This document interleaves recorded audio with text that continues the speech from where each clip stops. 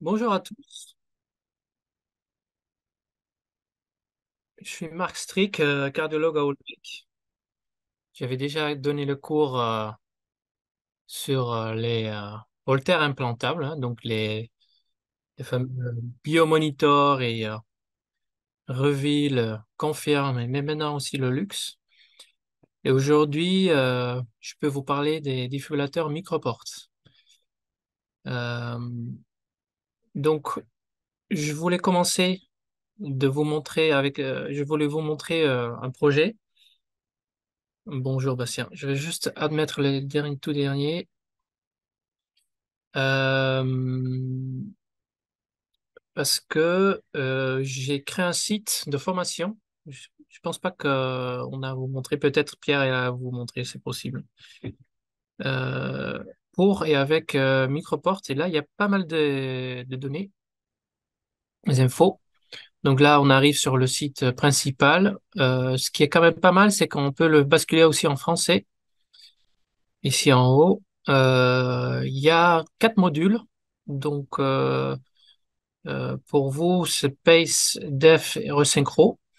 Donc, quand on va sur le Def, il y a pas mal de choses. Bon, encore une fois, on a aussi en français sur qui est-ce qu'il faut implanter avec un défibrillateur, comment interroger un défibrillateur. Ça, c'est pas mal.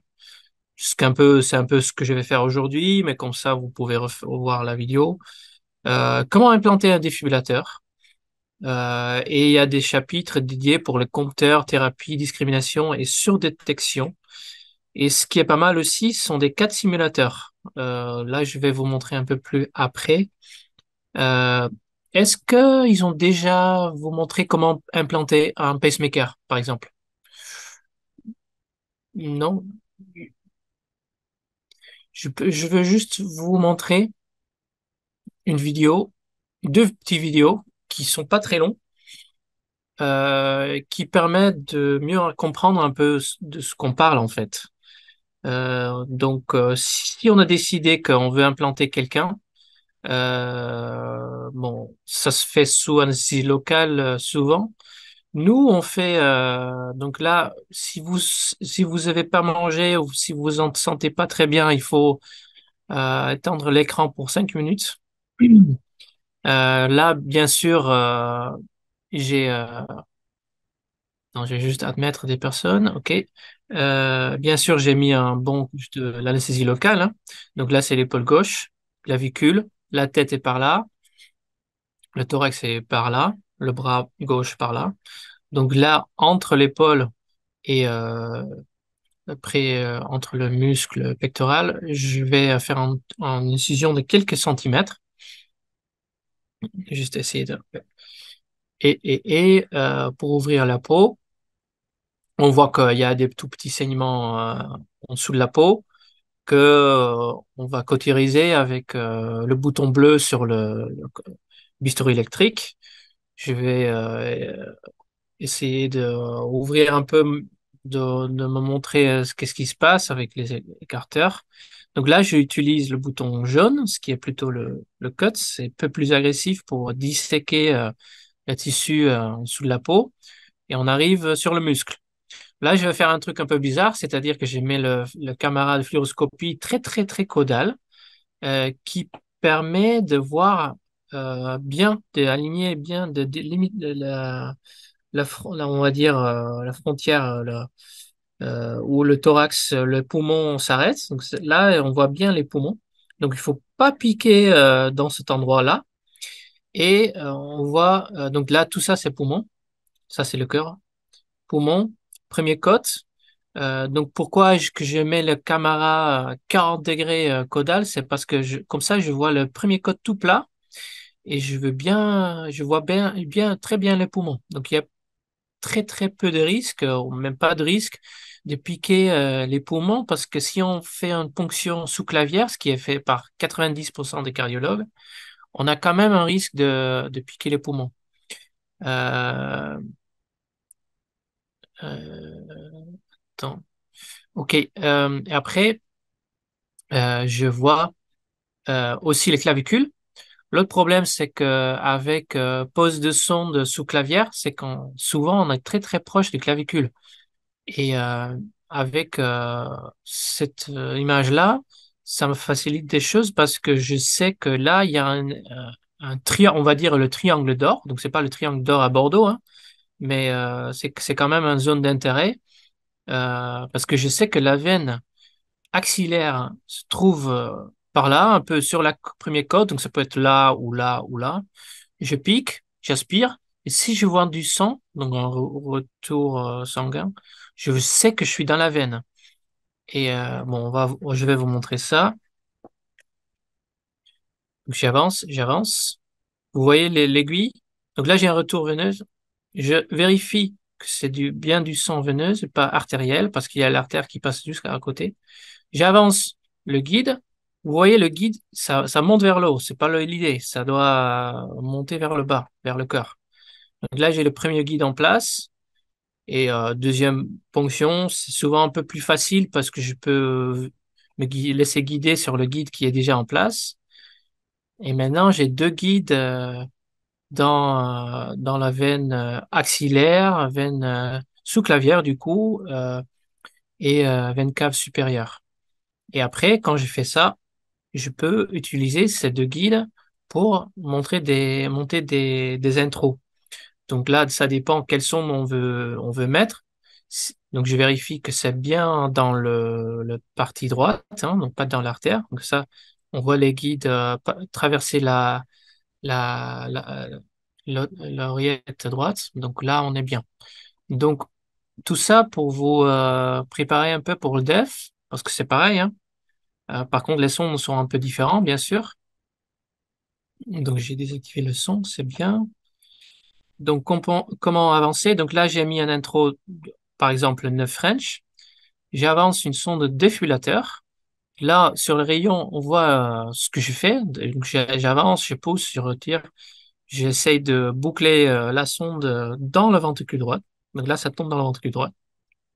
Et je fais des manœuvres. Euh, et après, qu'est-ce que j'ai fait? J'avance. En fait, dans cette sonde, il y a un petit mandrin. Le mandrin que je peux préformer pour m'aider, pour guider, pour le mettre sur le septum. Là, on voit que à la fin de la sonde, il y a un petit courbure qui me permet d'être sûr que c'est sur le septum. Donc là, il y a un tournevis. On va, ce qu'on appelle le papillon.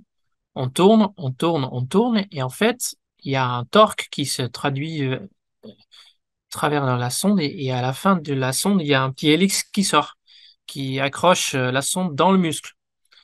Donc, je pousse la sonde, j'enlève le mandrin pour voir un peu qu'est-ce que ça fait, la sonde dans la vraie vie. Et après, on va tester la sonde. Donc, comment tester la sonde? Il faut tester trois choses. La détection. Donc là, on voit que ça détecte à 13 millivolts. Donc, ça détecte très bien des marqueurs roses. Le courant de lésion, bon, on laisse tomber, c'est pas très important. Et après, on va stimuler. Donc là, on va stimuler pour pouvoir avoir une impédance. Les impédances autour de 600, 700. Là, on stimule 4 volts. On voit sur l'ECG que ça capture 2 volts. Ça marche. 1 volt. Et ça marche encore. On voit sur l'électrocardiogramme, on a des QRS larges. Ça va changer quand on va perdre la capture. Là, on n'a plus de capture. Le QRS devient fin. Du coup, on a trouvé le seuil qui est en dessous de 1 volt. Bon, après, comme c'est un défibrillateur double chambre, je vais ajouter une sonde atriale. Bon, c'est pas le sujet d'aujourd'hui. Est-ce qu'il y a des questions sur comment on implante un défibrillateur dans 2 minutes? Non? OK. Donc, après, ce qui est plus intéressant pour vous, bien sûr, c'est le contrôle de dispositif. Qu'est-ce qu'il y a comme réglage? Qu'est-ce qu'il y a comme menu? Qu'est-ce qu'on peut faire? Qu'est-ce qu'on peut voir? Qu'est-ce qu'il faut changer? Qu'est-ce qu'il faut comprendre? Bon, pour cela, j'ai un simulateur. Attends, je vais zoomer un peu parce que sinon on voit pas très bien. Ok, j'espère que vous voyez l'écran, sinon arrête-moi. Là, on tombe sur quelqu'un qui était implanté récemment. Euh, euh, si vous avez des questions, n'hésitez pas, hein, sinon dans le chat ou ouvre le micro. Euh, donc, euh, chez Microport, quand même pas mal de choses qu'on voit, hein.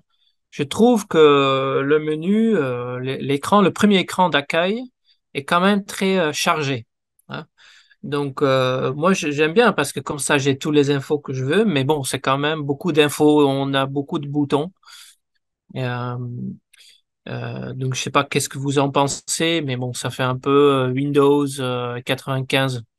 Mais moi, j'aime bien parce que j'ai l'habitude, bien sûr, et il y a tout l'info que je veux. Donc, bon, on va commencer de faire un contrôle. Donc, c'est un patient qui a effectivement un défibrillateur à double chambre avec une sonde atriale, une sonde ventriculaire, euh, avec une pile qui va durer encore au moins 10 ans. Donc, ça, c'est la seule chose qui intéresse les patients, hein, c'est la pile. Et en fait, c'est la chose qui m'intéresse pas, c'est la pile. Parce que quand la pile est vide, il faut juste le changer, quoi. Mais bon, pour les patients, je comprends que c'est important. Donc ça, c'est bon. Après, je vois qu'il y a des warnings, hein. Donc, on va cliquer dessus. Et en fait, on a deux alertes. Sont des alertes pour des chocs et ATP. Donc, c'est quelqu'un qui a quand même eu des traitements. En fait, c'est quelqu'un qui a envoyé une alerte par télémédecine, on va avoir plein d'alertes dans une autre session, hein. Aujourd'hui, c'est vraiment le sujet, c'est plutôt comment interroger un défibrillateur microport. Donc, il est venu, là, on est en urgence et on voit qu'effectivement, il y a une alerte parce que le patient, il a eu un choc. Ce qui est intéressant chez Microport, et c'est le seul marque qui fait ça, c'est qu'il y a une impédance de choc qui est seulement mesurée après un choc. Donc, chez toutes les autres marques, c'est plutôt une impédance de steam sur le coil. Mais là, il y a une vraie impédance et c'est que possible pendant un choc. Donc, si on a une valeur ici, parce qu'aujourd'hui c'est indiqué 66 ohms, on sait que ce patient a déjà reçu un choc donc depuis l'implantation, hein. Chez beaucoup des patients aujourd'hui, on n'induit plus per implantation, on voit rarement des chocs quand même, hein. Peut-être moins que 10% des gens sont choqués. Du coup, on n'a souvent pas de valeur aujourd'hui chez des défibrillateurs microportes. Mais chez lui, on a une valeur. Et on sait pourquoi. On sait qu'il a reçu un choc. Bon, après, euh, avant d'interpréter, avant d'aller analyser des EGM, ce qui est important, c'est de vérifier que les sondes sont en bon état. Parce que sinon, on va voir des choses sur le GM et on va pas comprendre si c'est du bruit ou pas. Peut-être s'il y a un problème avec la sonde, ça capture pas. D'abord, il faut être sûr que la sonde marche bien. Donc, on a des valeurs qui sont plus ou moins datées. Euh, Aujourd'hui, on est le 25 septembre, bien sûr. Comme l'appareil n'est pas programmé pour faire des tests en automatique, on a les derniers seuils qui sont réalisés au cabinet, hein. Par contre, pour la détection et les impédances, c'est bon, on a les valeurs qui sont automatiques. Donc, je vois que ça détecte à 4 millivolts dans l'oreillette et à 15 millivolts dans le ventricule. Donc, c'est très bien parce que, en fait, en bref, pour l'oreillette, on veut que ça détecte au moins 1 millivolt, 1 millivolt. Et pour le ventricule, on veut que ça détecte à au moins 5 millivolts. Surtout pour un défibrillateur, c'est une machine de détection, ça doit bien détecter. Hein, c'est pas un pacemaker.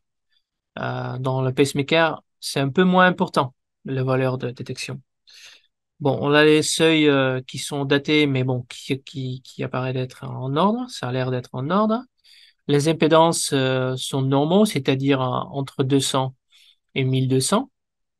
Après, une impédance comme ça veut pas dire grand-chose parce qu'il faut voir les tendances. C'est pour ça qu'ils ont ajouté un petit flèche ici. Ça permet d'aller sur des courbes. Donc là, on voit que en termes de détection et impédance, les valeurs sont stables pour la sonde ventriculaire. Ah, attention. Désolé, je suis tellement habitué de faire en anglais. En fait, chez Microport, on peut basculer les langues. Donc, j'ai jamais mis en néerlandais, mais bon, moi je suis hollandais. Je suis étonné qu'ils ont traduit en néerlandais. Il y a pas mal de langues et je vais le mettre en français, comme ça vous avez plus d'habitude. Donc, en détection impédance, c'est stable. Pour l'oreillette, pareil. C'est tout à fait correct, hein, avec une détection supérieure à 1000 volts, impédance tout à fait stable. L'impédance doit être entre 200 et 1200 pour être considéré comme normal. Pour le ventricule, c'est un peu pareil. Je vais dire entre 200 et 1200, c'est vraiment normal. On peut avoir une sonde qui a une impédance à 1300 qui marche bien, c'est bien possible. Mais bon, il faut quand même poser la question s'il n'y a pas de souci là. Donc ça, c'est pour les sondes. Bon, continuité QLVD, ça c'est la mesure de quotidien pour la sonde de DEF et qui est affichée aussi dans une courbe qu'on voit ici, qui est aussi stable et normale, considérée comme normale par le programmateur. Donc, chaque fois, en fait, on peut basculer entre résumé avec toutes les valeurs et dans les sous-menus, il y a pas mal de menus qui est sous diagnostic AIDA. Euh, ok, donc ça c'est le côté gauche de l'écran, c'est plutôt le côté pacemaker. Hein. Ici aussi il y a des réglages pace, c'est-à-dire le mode, c'est le mode CFR, donc c'est le mode qui permet de ne pas stimuler la ventricule droite si pas besoin, comme le mode MVP c'est Medtronic, VP sur pression c'est Bio, VIP c'est Abbott et rythmique chez Boston. Donc chaque marque a son propre mode spécial pour éviter la steam VD délétère, inutile.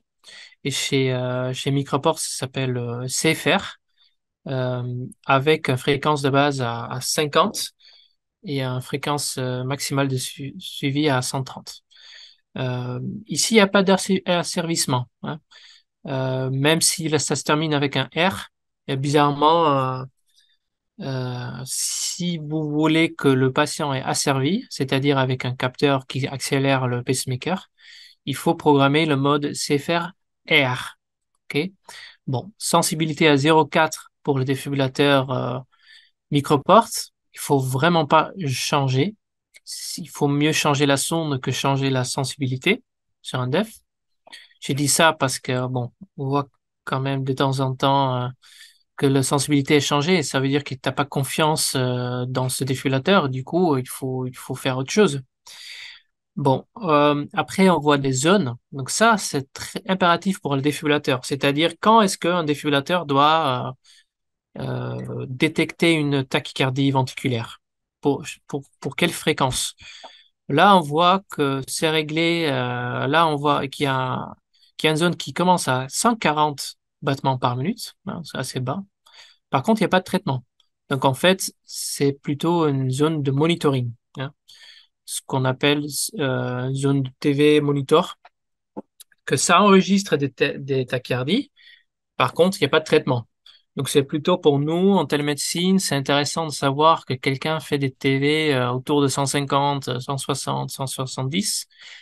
Euh, il faut mieux pas le traiter parce que, bon, il y a quand même des risques associés avec des thérapies, mais c'est quand même bien de savoir. Par exemple, pour changer le traitement ou pour convoquer pour faire une ablation, par exemple. Donc, il y a une vraie zone de TV entre 180 et 220. C'est la zone de TV principale. Donc, il y a des marques avec plusieurs zones TV, mais chez Microport, c'est plutôt une zone de TV. On voit que il y a le fameux Parade Plus qui est utilisé pour discriminer les tachycardies supraventriculaires et des tachycardies ventriculaires. On va voir ça un peu plus après, parce qu'en fait, chaque défibrillateur, il faut quand même être sûr que tout ce qui est rapide, c'est pas toujours ventriculaire. Il faut pas choquer les gens en FA. Donc, chaque défibrillateur, chaque marque a développé des algorithmes qui sont pas tout à fait pareils pour pouvoir discriminer ce qui vient de l'oreillette, qui vient de le ventricule. Donc, si on a détecté une tachycardie, qu'est-ce qu'on va faire comme thérapie? Donc, le premier par thérapie, c'est un ATP, c'est un salve plus scan. Bon, c'est un peu, ce sont des termes microports pour dire que ce sont des bursts, en fait. Chaque fois, des bursts sont, quand il y a un burst inefficace, le prochain burst, ce sera un peu plus rapide. C'est le côté scan. Et si on a trois bursts inefficaces, on va envoyer des rampes. Les rampes sont stimulation, c'est comme des bursts, mais chaque impulsation consécutive est un peu plus rapide. Donc, dans le même burst, ça devient plus agressif. Du coup, ce qu'on appelle le ramp. Après, on voit que aussi dans la zone TV, c'est aussi recommandé, hein, il y a quelques chocs qui sont programmés. Donc là, on peut compter un, 2, plus 4, ça fait 6 chocs. 6 chocs sont envoyés dans la zone TV. Après, on voit que si la tachycardie ventriculaire dépasse 220, on arrive dans la zone de FV. Euh, Maintenant, on voit que c'est pas seulement écrit FV on, il y a aussi TV rapide. Qu'est-ce que c'est TV rapide? Bon, en fait, c'est dans la zone de FV, ils ont créé un petit sous-zone, un petit zone de plus, qui est entre 220 et 255, qui permet de quand même envoyer un ATP si le rythme se retrouve bien sûr entre 220 et 255. Donc si la tachycardie ventriculaire ou la fibrillation ventriculaire dépasse la 255, ça va envoyer directement un choc. Par contre, si la tachycardie ventriculaire est quand même organisée, c'est-à-dire que si ça se retrouve entre 220 et 255, et c'est relativement stable, hein, donc c'est ça le critère stabilité. On peut tout changer, hein, mais juste pour vous montrer un peu comment ça marche avec des réglages par défaut. On peut envoyer un ATP. Pourquoi est-ce qu'on fait ça? Est-ce que quelqu'un peut m'expliquer pourquoi on a créé ce petit zone de plus pour quand même envoyer un ATP avant d'envoyer 6 chocs, si c'est stable, si c'est pas trop rapide?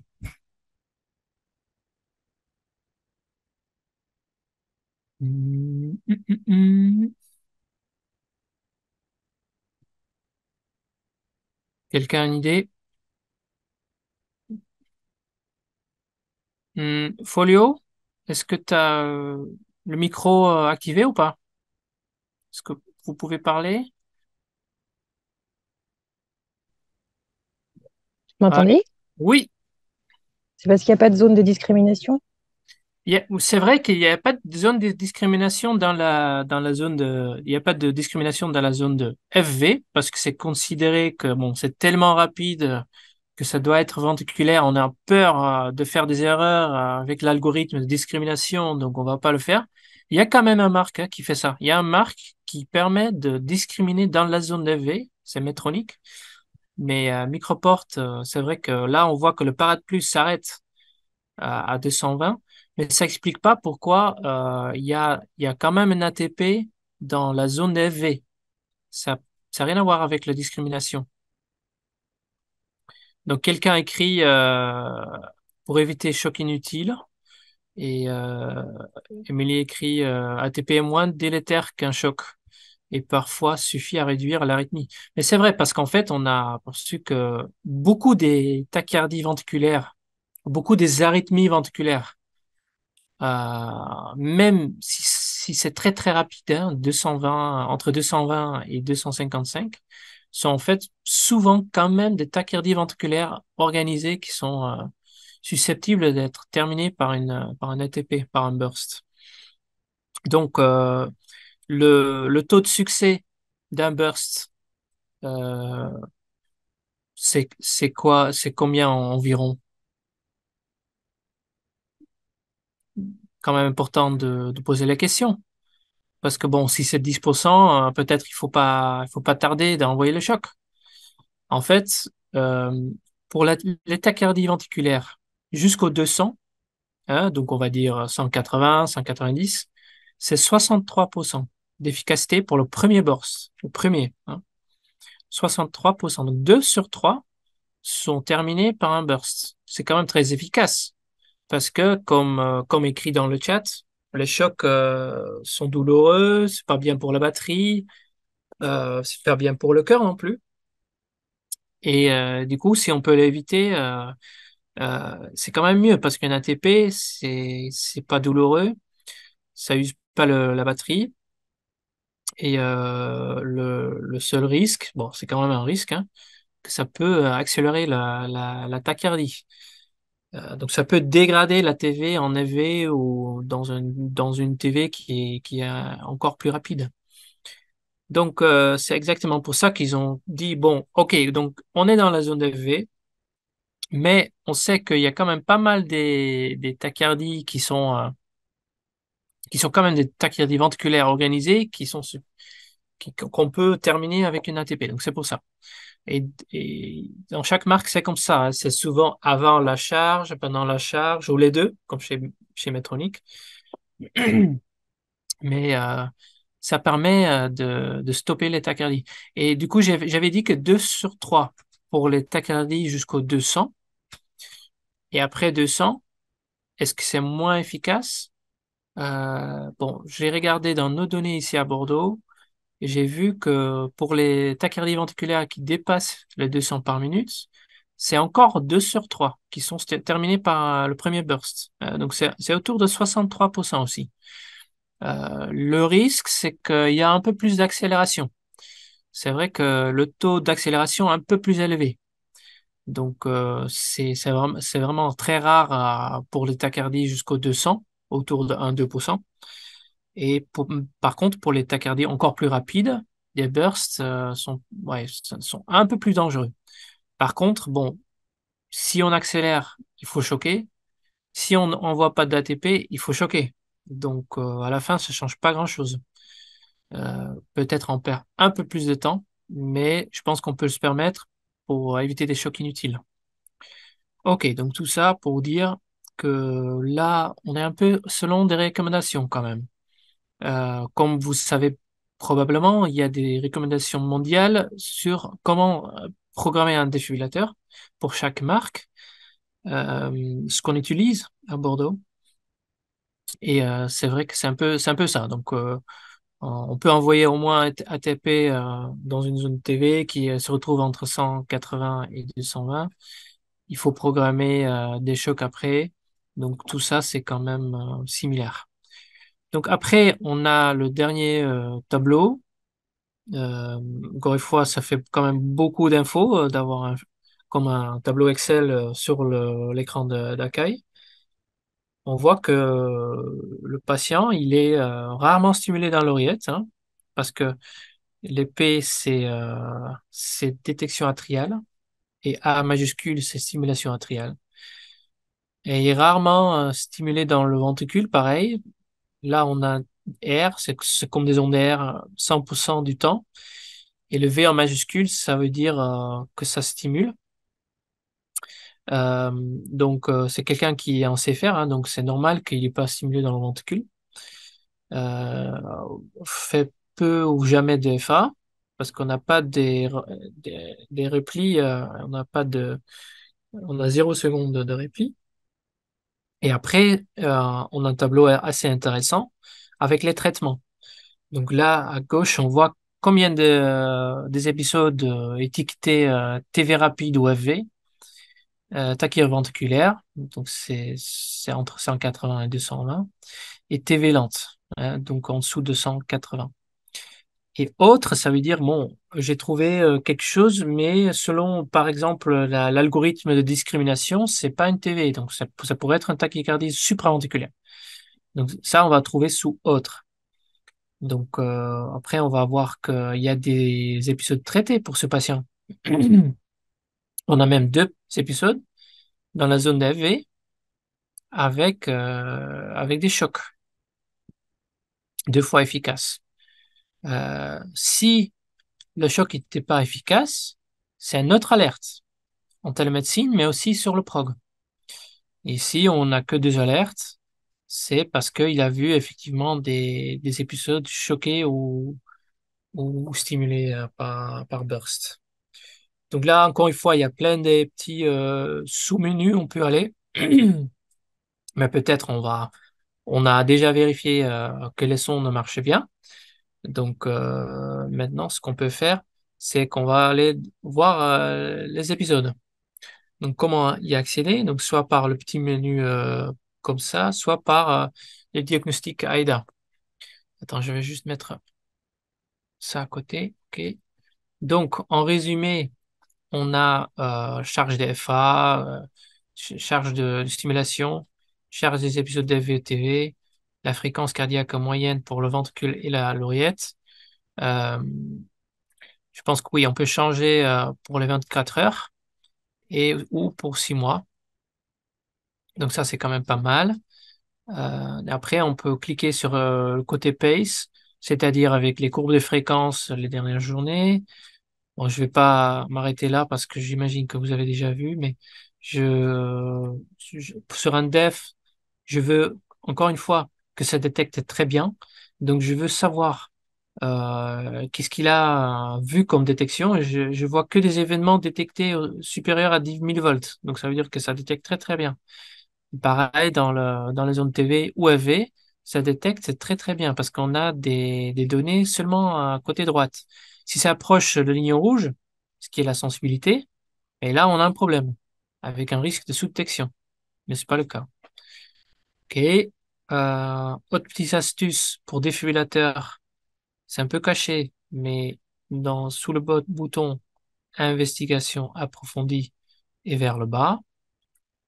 Autre chose qui m'intéresse sont le nombre de cycles avec bruit ventriculaire. J'aimerais bien voir que si c'est zéro, quand c'est zéro, ou presque zéro. Parce que sinon, ça veut dire qu'il y a des cycles qui rapprochent du blanking, donc vraiment extrêmement rapide, donc probablement pas physiologique, et que ça pourrait être une indication de dysfonction de sonde. Ok, donc après on a vérifié ça, on a vérifié ça. Courbe des piles, encore une fois, ça, je m'en fiche. Et ça, c'est bien. Est-ce qu'il y a encore un truc en dessous? Bah, si ça fait un test de seuil automatique, c'est souvent sauvegardé ici. Mais comme c'est pas programmé, on le verra pas. Ok, donc pour les épisodes, bon, comme pour avec les biomonitors, on a un tachogramme. Je trouve que ça marche très bien chez Microport et aussi chez Medtronic.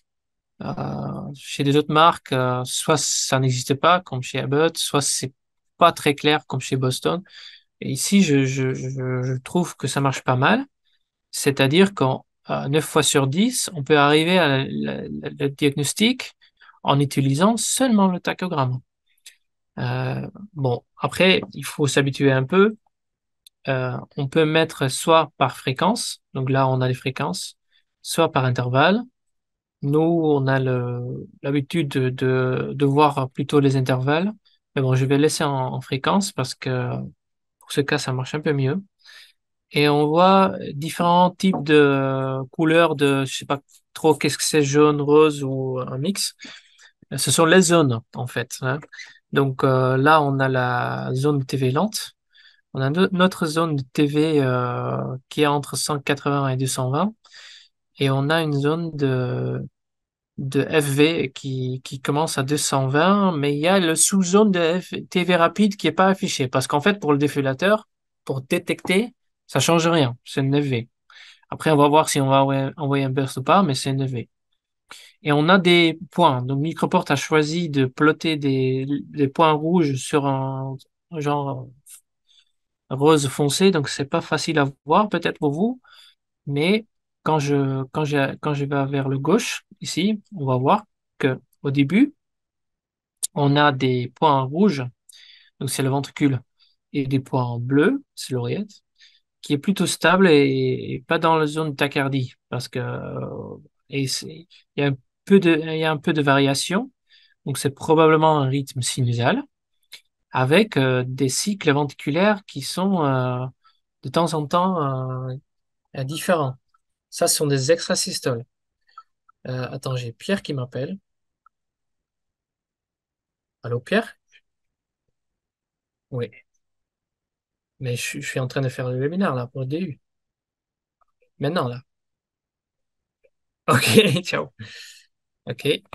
Euh, et il y a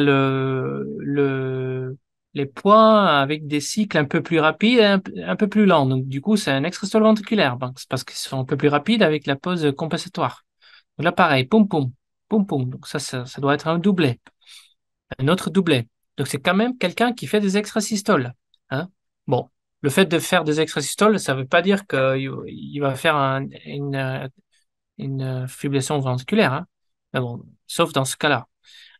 Donc là, on voit des cycles qui vont commencer à rentrer dans la zone de tachyardie, même très rapide, hein, autour de 250, 60, 300 battements par minute. Donc ça fait peur un peu. On va voir qu'est-ce que c'est. Donc le deuxième partie. Donc là, il y a un marqueur là. Il y a un marqueur TSV-TS et après il y a un marqueur FV. Donc là, il a détecté une FV. Avant, il a détecté quelque chose qu'il pense peut-être c'est une tachycardie supraventriculaire ou tachycardie sinusale. Donc, est-ce que c'est une erreur? Non, c'est juste que ça marche comme ça. On a quelques cycles dans la zone de V, mais on a aussi quelques cycles qui sont pas. Donc, comment ça marche? Je vais vous expliquer un peu plus après. Après, on voit que la tachycardie reste rapide. Peut-être ça se stabilise un peu. Et lui, il envoie un choc à 42 joules. Et après, on voit que le rythme se stabilise, ça revient en ordre, avec le diagnostic d'un rythme lent à la fin. Donc là, il a décidé que l'épisode a terminé parce qu'on a un rythme normal. Donc ça, c'est le tachogramme. Donc pour moi, c'est bon. Hein. J'ai un rythme sinusal avec des extrasystoles. J'ai probablement un FV qui se déclenche, qui est stoppé par un choc et ça marche. Donc moi, j'ai pas il faut pas aller au GM, mais bon, on va faire quand même. Donc là, c'est un peu bizarre parce qu'on voit des marqueurs, on voit pas le GM, atrial et ventriculaire. Pourquoi pas? Bah, c'est juste des décisions de stockage. Comme dans tous les marques, on n'a pas toujours le tracé. Si on veut voir le tracé, il faut aller aux parties mauves. Donc je peux accéder comme ça. Je peux aussi cliquer et je vois le parti mauve. Et là, on voit très bien l'oreillette suivi par la ventricule en spontané et on a un extrasystole ventriculaire. Hein, donc on voit que ça c'est pas pareil, ça change de morphologie, ça arrive un peu plus tôt et en plus on a un autre extrasystole après avec un cycle assez court à 320, j'arrive pas à lire, 9 millisecondes. Donc ça c'est un peu moche quand même. Bon, après, on voit qu'il y a un petit pause. Et là, on voit qu'il y a vraiment un démarrage d'une tachycardie ventriculaire extrêmement rapide et polymorphe. On a des cycles qui dépassent même le 200 millisecondes, donc c'est-à-dire plus rapide que 300 battements par minute. Donc c'est polymorphe en plus, donc c'est une FV, hein, euh, une FV. Et comment ça marche? Bon, en fait, euh, chez Microport, euh, on peut tout changer. On peut aller voir ici sous paramètres tachy parade plus que pour détecter une tachycardie, il faut qu'il y a 8, euh, il faut qu'il y a 75% des 8 cycles, donc 6 sur 8. Et ça, il faut jamais changer, on change jamais. On peut, hein, mais il faut pas. Donc ça veut dire qu'il faut 6 cycles sur 8 sur une fenêtre roulante de 6 qui sont dans une zone de tachycardie. Donc si on reprend, ce qui est pas mal aussi, c'est qu'en fait on peut zoomer là. Là on zoome, on va accéder au début de tachycardie. On peut aussi zoomer dans le temps, ça facilite des choses quand même. Et on voit que là il y a un cycle court, 328, notre cycle qui peut tomber dans la zone de Taki, donc c'est le 2, 3, 4, 5, 6. Donc 6 sur 8 sont dans une zone de tachycardie. Hein. Donc ce sont différentes zones. Hein. Donc c'est une zone de tachyventriculaire lente, c'est une zone de tachycardie. Et on est sûr que ce cycle-là, autour de 200, bon, 200 millisecondes, ça fait 300 battements par minute. Donc ça dépasse largement le 220. Donc ce sont des cycles dans la zone de V. Euh, Chaque zone a des compteurs qui s'incrémentent. Donc là, on a rempli le compteur pour la zone de tachycardie ventriculaire, mais pas encore pour la zone de FV. C'est un peu plus tard. Il faut avoir 6 sur 8. Là, on a 6 sur 8 dans la zone de tachycardie ventriculaire. Et qu'est-ce qu'il fait? Pourquoi il dit TSV, TS? Bah, là, c'est l'algorithme de discrimination qui dit, attention, je pense pas que c'est une tachycardie ventriculaire. Je pense que c'est supraventriculaire. Et pourquoi il dit ça? En fait, chez Microport, ça c'est pas mal. On peut lui demander. Il y a le bouton Analyse. Donc on clique sur Analyse. Là, on a le premier marqueur. Donc ça, c'est le numéro de marqueur. Donc là, c'est 1. Là, c'est simple, hein, mais il y a des épisodes avec une vingtaine de marqueurs. Donc c'est quand même bien que c'est noté.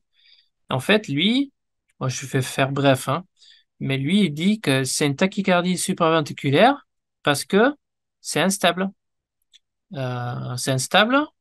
Comment ça marche? Ça, c'est le fameux algorithme de discrimination chez Microport.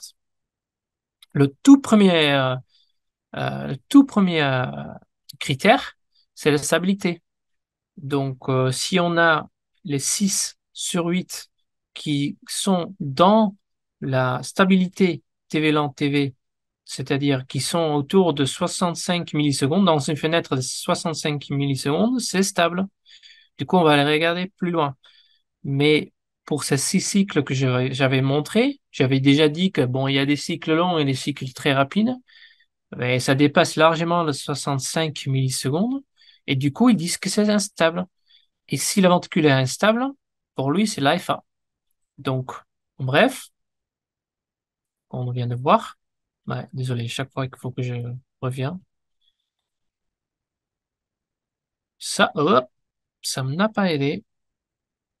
Ça là, il a dit, bon, on a 6 sur 8 qui sont dans une zone de TV. Donc, on va déclencher l'algorithme de discrimination. Encore une fois, l'algorithme de discrimination, ça marche pour les zones TV, mais pas pour les zones de FV. Mais bon, là, on est encore 6 sur 8 dans une zone de au moins TV. Du coup, on va faire l'analyse. C'est trop instable. Donc, c'est une tachycardie supraventriculaire. Donc, si on oublie tout ce qui est après, ça pourrait être le cas. Même si on dit, bon, en fait, vous êtes gentil, Microport, mais on a aussi la sonde atriale. Pourquoi vous n'utilisez pas?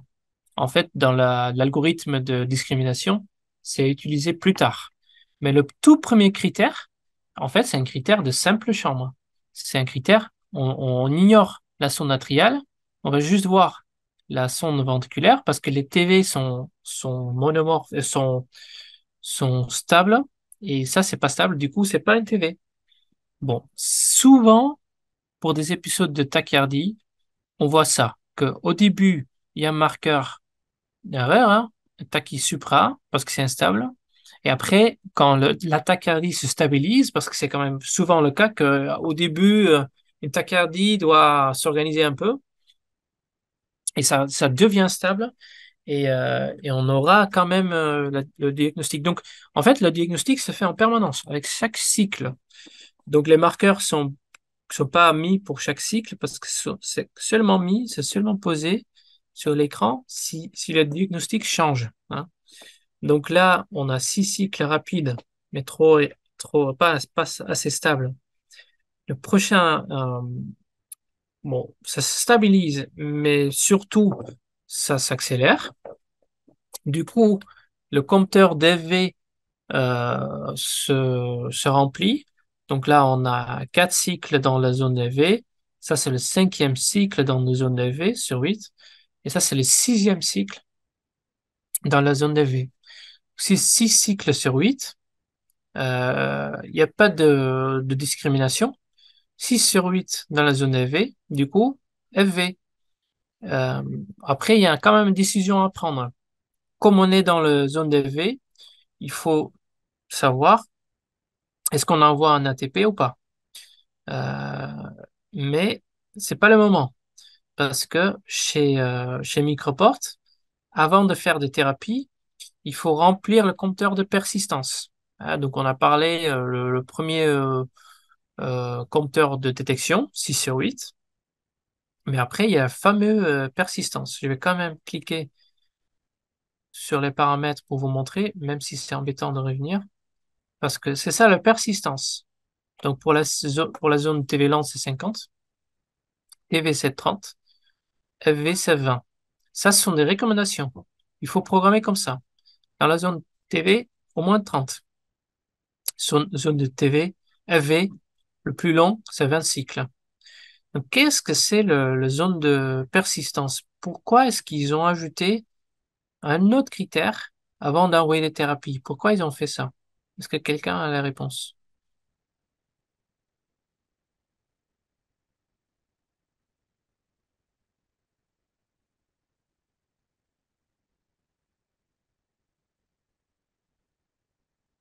Bon, je vous laisse réfléchir. Maintenant, là, il y a du coup le compteur de persistance qui va se lancer. Donc, 1, 2, 3, 4, 5, 6, 7, 8, 9, 10, 11, 12, 13, 14, 15, 16, 17, 18, 19, 20. Donc là, en fait, on a rempli le premier critère de la détection, 6 sur 8, FV. On a rempli le deuxième critère, c'est-à-dire il faut que la tachycardie persistant, donc le compteur de persistance, est rempli. Chaque fois quand il y a un cycle lent, ça va remettre le compteur à zéro. Donc, en cas de dysfonction, oui, donc il y a plusieurs réponses dans le chat qui sont tous pas mal, hein. Donc, j'ai lu en cas de résolution spontanée. Oui, peut-être ça, c'est le plus important. Parce que beaucoup des tachycardies, même des tachycardies très très rapides, sont, euh, se terminent spontanément. Du coup, c'est même dangereux d'envoyer des chocs. C'est initialement inutile, mais c'est aussi dangereux parce que on sait que, bon, bref, si on a 200 patients en TV et dans 100 patients, on envoie un choc et dans les 100 autres patients, on n'envoie pas de choc, on attend. Après un an, on sait que les gens qui ont reçu des chocs, il y a plus de morts que dans le groupe de contrôle. OK? Donc, c'est un peu chargé de dire comme ça, mais c'est la vérité. Les chocs sont pas bien pour le cœur. Donc, il faut juste envoyer les chocs si c'est vraiment nécessaire. Donc, persistance, c'est pour ça. Et c'est vrai que depuis 10 ans, on a tendance à programmer les persistances plus longs parce qu'on s'aperçoit que c'est mieux pour le patient. OK, donc il y a une autre réponse, c'est en cas de dysfonction de sonde. Et ça, c'est vrai parce que s'il y a une dysfonction de sonde, c'est souvent associé avec des artefacts, des bruits, avec des cycles très courts, mais c'est rare que ça en tient une tachycardie, une fausse tachycardie depuis longtemps. Donc avec un compteur de persistance, on peut aussi éviter des chocs inappropriés en cas de dysfonction de sonde, c'est vrai. Euh, En cas de surdétection, oui, donc par exemple bruit extérieur, IRM, ça peut éviter les chocs inappropriés. Quelqu'un écrit souvent la FV s'arrête d'elle-même. Bon, c'est plutôt la tachycardie ventriculaire qui s'arrête. Une FV a pas tendance à s'arrêter, mais c'est possible, ça existe. Mais 9 fois sur 10, une tachycardie ventriculaire qui s'arrête, c'est plutôt une tachycardie ventriculaire. Ok, donc là, on a compté ensemble. Donc je sais compter jusqu'au 20 en français, c'est pas mal, hein. Et je vois le petit C là en bleu. Qu'est-ce que c'est? Ce sont les capaciteurs qui sont en train de se remplir. Donc c'est la charge, hein. Donc chaque marque c'est un peu différent.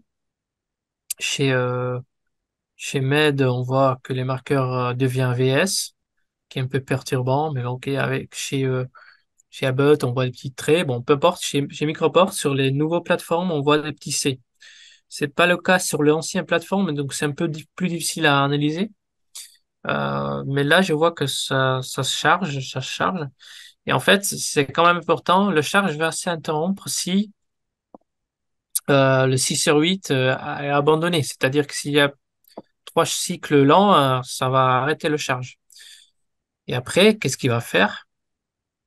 Regarde comme la tachycardie s'organise un peu quand même, c'est un peu bizarre. À la fin, qu'est-ce qu'il va faire? Bon, il va voir tous les critères. 6 sur 8 enlevé. La persistance est remplie. Le dernier cycle est dans une zone de V. Euh, donc tous ces critères doivent être remplis, sinon il n'envoie pas de choc. Mais là, évidemment, les critères sont remplis, donc il va envoyer le choc. Euh, comment ça marche? Bon, on peut programmer 42 joules, mais ça ne veut pas forcément dire qu'il va envoyer 42 joules. Ça dépend un peu plein de choses. Et après, on voit qu'en fait, tous les cellules sont remis à zéro et on attend le cœur qui se reprend. On voit que le canal atrial, mais surtout le canal ventriculaire, un peu perturbé, hein. On voit un énorme artefact. Qu'est-ce que c'est ça? Est-ce que c'est un QRS? Non, c'est juste parce que les, euh, les amplifiers sont encore un peu surchargés avec l'énergie. Donc ça a besoin un peu de temps pour se remettre en ordre et c'est pour ça que dans les défibrillateurs microportes, il n'y a pas de détection euh, le premier seconde. Et du coup, ça prend un peu de temps avant de redétecter. Donc là, il redétecte, mais il ignore hein, parce qu'il n'y a rien pour comparer. Donc c'est marqué 1700, mais en fait, ça peut être beaucoup plein d'intervalles, donc c'est pas correct. Donc il va pas prendre en compte celui-là. Par contre, après, il va bien compter. Donc encore une fois, c'est toujours donc 1, 2, 3, 4, 5 rythmes lents. Fin de l'épisode pour l'appareil. Donc c'est un peu comme ça que qu'on peut vérifier comment ça marche chez Microport et comment on peut vérifier que ça a bien marché. Donc chez les autres marques c'est un peu différent. Chez Medtronic par exemple il y a pas de persistance, hein. En fait c'est déjà dans le compteur parce que chez Medtronic c'est plutôt 30 sur 40. Donc c'est pas 6 sur 8 suivi par 20 en persistance, c'est 30 sur 40. C'est un peu pareil, hein. C'est 26 sur 24, 28 chez, chez Microport, c'est 30 sur 40 chez Medtronic. Bon, chez Boston, c'est un peu similaire. Chez Boston, c'est 8 sur 10. Et après il y a la durée en temps, donc dans secondes. Et chez Abbott, c'est filtré, donc c'est un peu différent. Il y a un compteur un peu plus long. Donc en fait, chaque marque a quand même des moyens pour retarder les thérapies. Donc chez Microport, on arrive vite sur une diagnostic. Par contre, pour le traitement, on programme un peu de temps pour que ça se auto-termine. OK, donc ce qu'on voit aussi, c'est que le jour avant, il avait déjà eu des petits salves non soutenus. Ça, c'est vraiment un challenge de télémédecine euh, euh, parce qu'on voit souvent des tachycardies ventriculaires non soutenues, mais on ne sait pas trop quand il faut intervenir. La chose qui est claire, c'est que si quelqu'un avec un défibrillateur fait des événements non soutenus, il a 5 fois plus de risques de prendre une thérapie. Donc, il faut pas tout à fait ignorer, mais c'est aussi difficile de prendre en charge chaque patient qui envoie des tachycardies non soutenues. Mais bon, là, on voit quand même des cycles qui dépassent le 200 par minute, du coup, qui sont en dessous des 300 millisecondes. Euh, et c'est un peu irrégulier. Donc là, ça fait un peu peur quand même de voir ça. c'est quand même pas très beau. On voit qu'en août, il avait fait pareil, mais bon, c'était pas si rapide et c'était un peu mieux organisé et moins polymorphe. Le jour avant le choc, c'était un peu plus dégueu quand même. Donc probablement, on va aller trouver les tachycardies qui sont plus susceptibles à faire à, dé- à- à dire bon, c'est un patient qui va faire de l'AIV. Ça, on veut bien savoir, mais aujourd'hui, on n'arrive pas encore. C'est un peu dommage.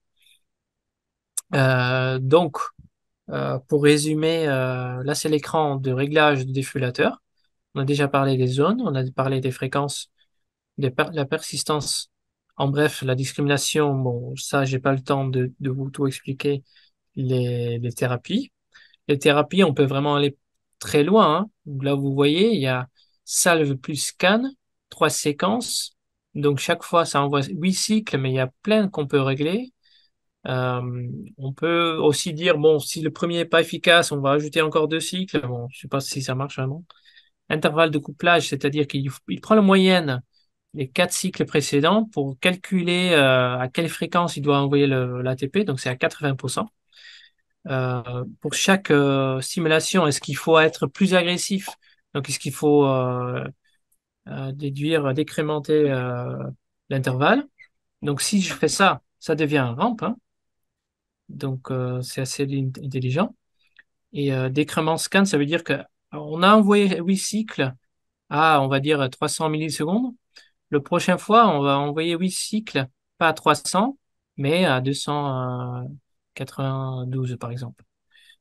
Du coup, ça, c'est le fameux scan. Donc, si je mets à 0, normalement, le scan va disparaître. Vous voyez?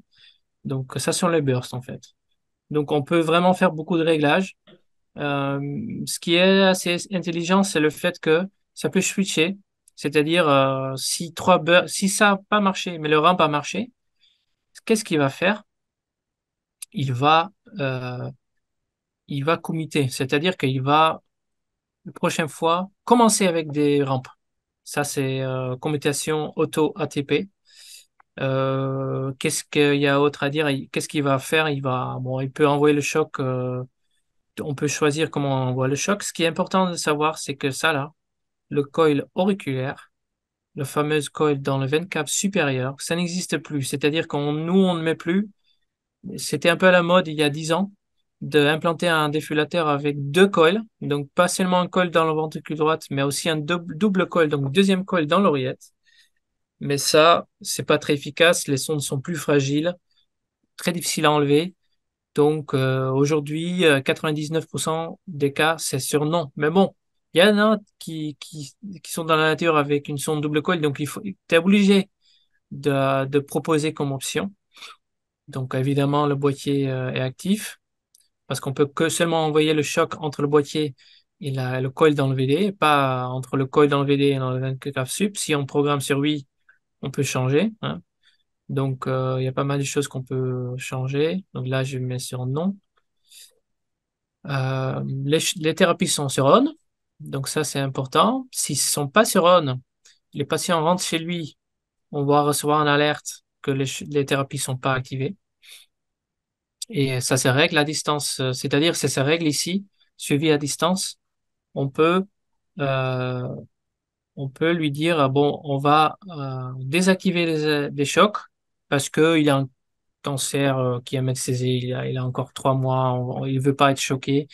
Donc, on va désactiver les chocs et on veut pas recevoir une alerte par telle médecine. Donc, il faut désactiver l'alerte pour choc désactivé. Donc, pareil, nous, on a reçu une alerte telle médecine parce que c'est une alerte. Ici, choc délivré, tous les chocs, efficaces, non efficaces ou choc max inefficace, c'est un alerte telle médecine. Pareil pour des ATP, hein. Ça se règle en fait. Comme les seuils d'impédance, on peut dans cet écran changer pas mal de choses qui concernent la télémédecine, même si on est honnête, on change rarement, hein, parce que bon, il faut y penser déjà. Et, en télémédecine, on va pas convoquer quelqu'un. pour changer le seuil max, juste pour avoir moins d'alertes en télémédecine. Donc, en bref, c'était ça le défibrillateur microport. Donc, j'espère que vous avez compris un peu, même avec l'accent. Euh, Si vous avez encore des questions, je suis preneur. Et on a enregistré cette session pour les gens qui n'ont pas été capables d'être avec nous aujourd'hui.